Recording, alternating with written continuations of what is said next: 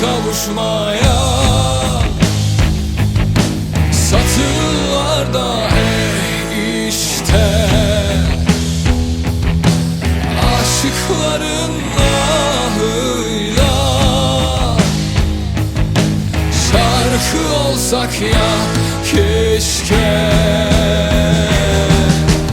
Aşka olan bende, meşkte 150, gel naz etmezsen de ah be güzelim.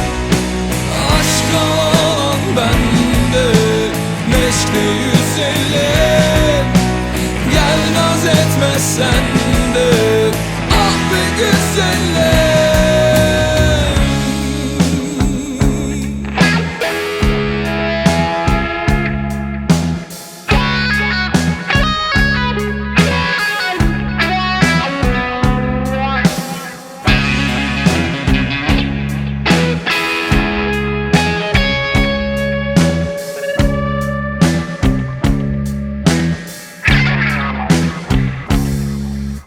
Döküldü pul, gönül yorgun, durur büyür büyür kanar. İnce uzun yanar odun, yanar durur gene yanar.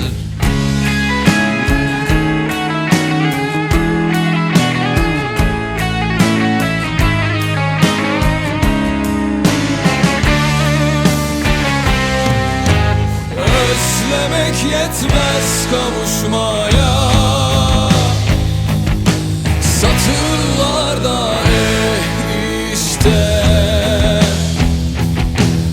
aşıkların ahıyla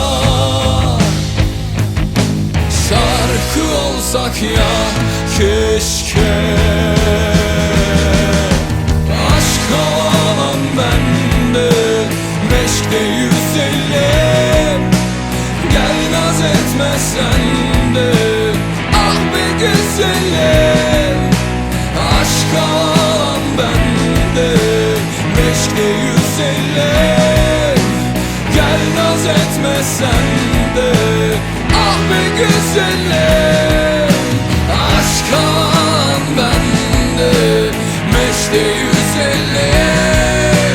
gel naz etmezsen de ah be güzelim. Aşka olan bende, meşkte 150, gel naz etmezsen